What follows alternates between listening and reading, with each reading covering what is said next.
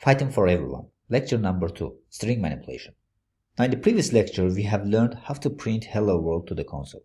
And it's obvious that if you want to print hello world 3 times to the console, each of them in a new line, we just need to copy paste this print statement from here 3 times. So if I just copy and paste it 3 times and run our code, you'll see that it print out hello world 3 times and each of them is located in the new line.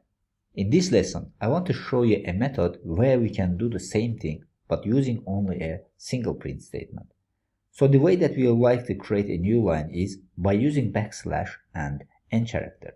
So here I'll just delete this part from here. So after this string, if you put backslash and n character, it's going to print out new line over here.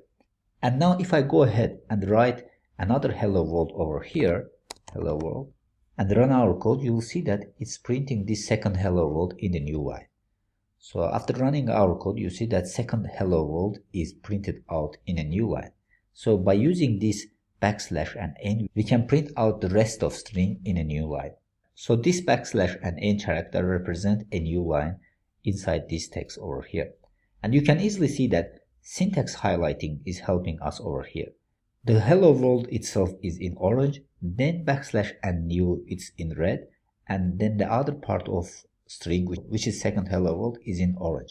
So syntax highlighting of the editor is helping us to identify that this is not a string, so this is something different over here. Now if you want to print out third hello world over here, you need to just add another backslash and n over here and write hello world. So by doing so, it's going to print out the third hello world in a new line. So if I run our code, you see that the third hello world is printed out in a new line. So by using this backslash and n, you can add how many new line you want in your code inside text. Now this is how we are starting a new line in a string using Python. Now another thing that we can do with string is we can concatenate them, which means that we combine 2 different strings so that they will be added to another string. So let's look at this example. So here, for example, I have a word hello and I want to add my name at the end of this word to combine it in a single string. So how can I do that? So I can combine these strings in Python using plus sign. So if I write something like this, plus and another string which is Elshad, my name, like this, then we are combining these 2 strings over here. Now an interesting moment over here is when we run this code, some people are expecting to have spaces between these 2 strings. But this is not going to happen. When we run it, we see that these 2 strings are combined together without having space between them. And this is because we have not provided any space character over here between these 2 videos. Now this is good time to figure out this problem by yourself. So here I want you to pause the video and to think about that. How can we add a space between these 2 strings over here? Okay, hopefully you have found it. If you couldn't find it, you don't need to worry about that. I'm going to show you how we can add spaces over here. So actually there are 3 ways of adding space between these 2 strings. So the first one is we can add space after hello. And the second one is, let me just copy it from here and put it over here 3 times. And the second one is we can add it before second string over here. And the third one is we can use another plus sign and add space between these 2 strings over here. So if I put another plus and between these plus strings, if I add something like this space, then it's going to add space between these 2 strings over here. Now let's run our code to see how this is working. So you can see that for each case, it prints out hello Ershad with the space. So these are the 3 ways of adding spaces to between the strings over here. Now this is a good point to mention that in Python programming, spaces are really important. What I mean by this is not so much the spaces that are inside strings like this, but the spaces that we add in our code. So if I delete this code from here and go to in the first line, and if I click backspace over here, you can easily see that nothing happens. So I cannot go further back to this code. But if I add space or tab using tab key and try to run our code, you will see that we are getting an error over here. And this time the type of error is not syntax error anymore. And it is indentation error, where it says unexpected indent at this position over here at the beginning of print statement. So when we are using Python, it's really important to start off your code at the beginning of the line. So you don't need to put any space over here. So the next time when you get indentation error, you will able to look where the error is, and hopefully you will able to remember what this error message means. So you can search it on a Stack Overflow or on Google to find out this error. So you can easily see that if you miss any spaces or add an extra space in Python, so the Python will give out error, because the spaces are really important in Python. So when you are starting code, you have to start from the beginning of the line. So you need to be very careful about this. So next time when you receive indentation error, you will see that some tab or spaces added extra space, or we need to add it, or something like this.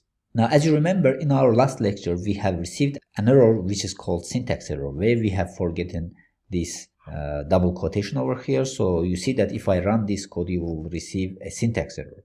But the one that we were receiving was indentation error. So this is the second type of error that we are receiving during our lectures. So in upcoming lectures, we will receive more and more errors, and you will know about them.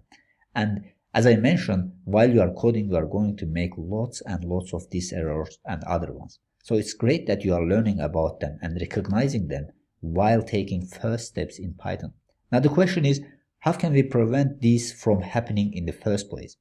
Well, the answer is by paying attention to the text editor's help while we are typing can prevent most types of error in the first place.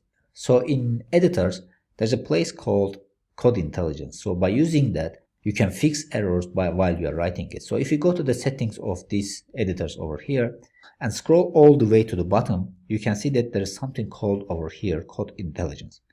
And this Code Intelligence is something that is going to help you autocomplete of the functions like our print function, and here it will give you some helpful information or hints as you type. Now let's go ahead and change it to enable and close our setting. Now you can see in our example that I have forgotten to put double quotation at the end of this string over here. Now here, if you look at carefully, we see that we are getting a little red squiggly line here, and we have another a little red bit in the right hand side of scroll bar over here. Now if I hover on this error, you can see that it gives me the error that I would get if I run my code right now. And it reminds me that maybe there's something about my string is not quite right. So without running our code, we have seen the error. So we can just Google this error to find the answer on the Stack Overflow. And when you get used to it, sometimes you will remember this error automatically and you will solve them very quickly. So by using Code Intelligence, we can solve our problems without running it. You need to remember that when you are writing programs, our code will not be consist of from one line, as we have written over here. You will have multiple lines of code, and each of these lines might have separate errors. For example, if I just copy this print statement from here and put it several times and make, for example, each of them different errors. So here I have forgotten to put double quotation at the end. For example, here I put over here, maybe here I have different error. I put a space over here. And for the last one, I have forgotten to put closing the parentheses. So if I run our code now, you will see that the error gives me for the first line of code. So if I fix this and rerun our code, you see that it goes to the second line of. So now in the second line of code, we have error. Now when you are writing the program, solving errors line by line is really painful. But by enabling our Code Intelligence, every time we make error, it will show us something is wrong with our code. So we can just solve it without running our code. So here you see that we have an error like this. So it says me that something is wrong with our code, invalid syntax. So here if I put like this, so I fixed it, now it goes to the next line of code. So here you see that it shows unexpected indent. So this means that I have extra space over here, so I can solve it. Here you see another error, so then it goes to the next line. So without running our code, we can fix our errors at the first place. So as you can see, by using Code Intelligence hints and help, we can make less errors, and this makes our life easier as a programmer. Now this is all for this lecture. So in this lecture, we have explained different operations on strings. So we have combined strings together, and we have used \n to add new lines in our strings. So hopefully everything is clear. So see you in our next lecture.